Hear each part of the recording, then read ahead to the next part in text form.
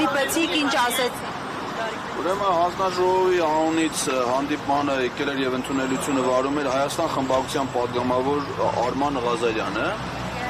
Միայն ինքն էր падգամավորներից, ցավոք սրտի այլ падգամավորներ չկային,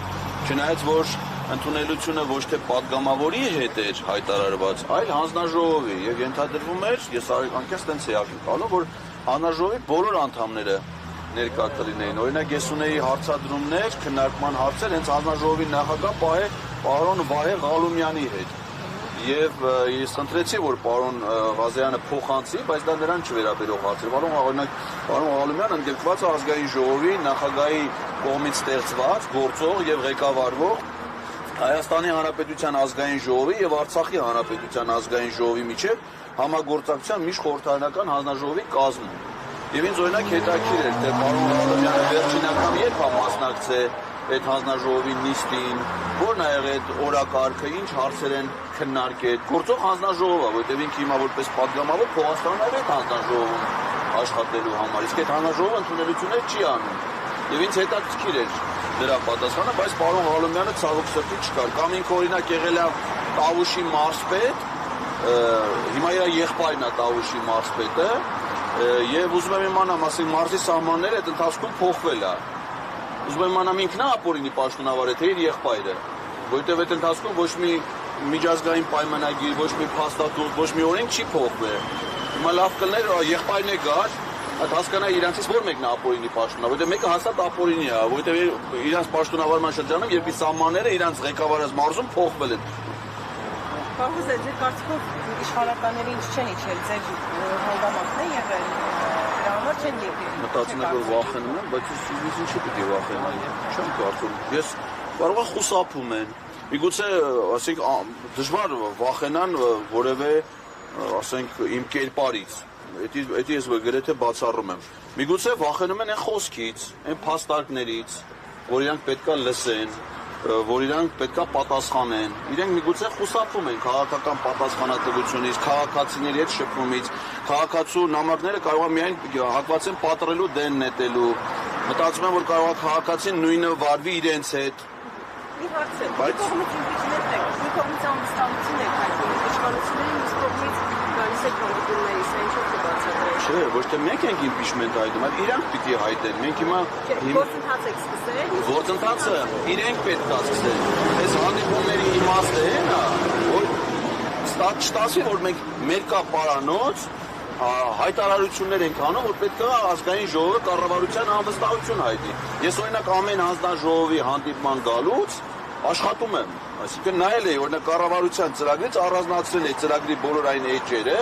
որոնք վերաբերում են կոնկրետ այդ հանձնաժողովի իրավասությունների տիրույթին։ Ու պատրաստ եմ կարդալ հանձնաժողովի անդամների հետ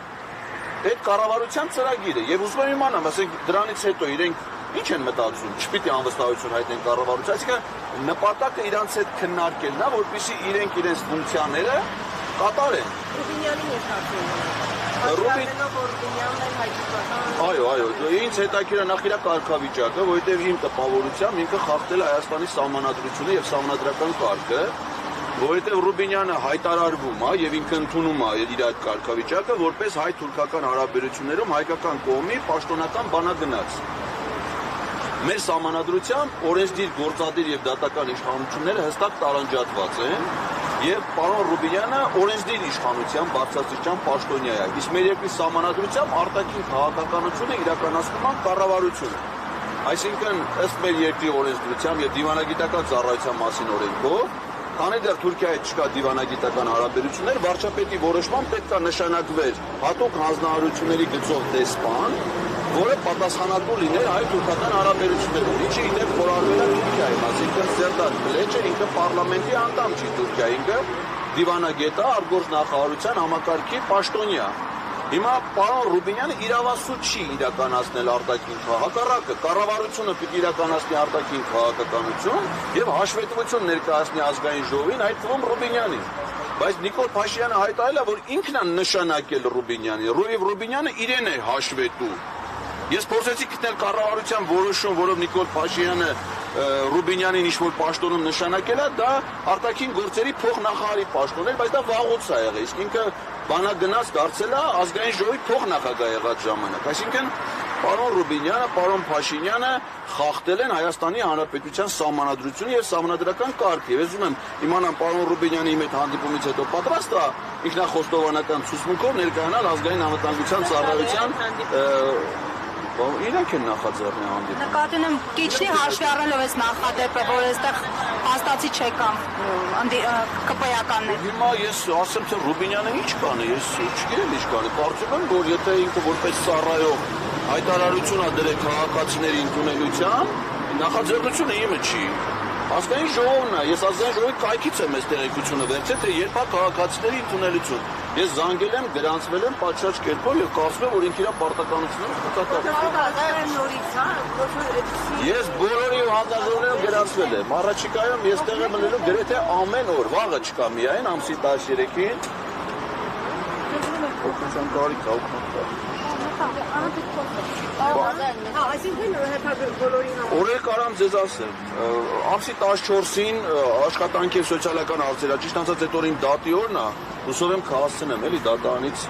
գամ ստեղ, պետաիրավական հարցերում 15-ին ամսի, տնտեսական հարցեր 16, առողջապահություն 19, ֆինանսա-բանկային բյուջետային 20-ին, պաշտպանության 21-ին, մարդու իրավունքներ 22, գիտություն կրթություն 30։ Իսկ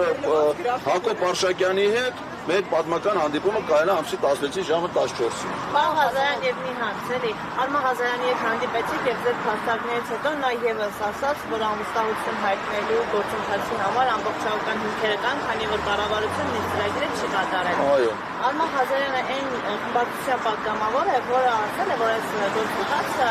չեն կարող մեկնարկել, քանի որ համապատասխան չկա։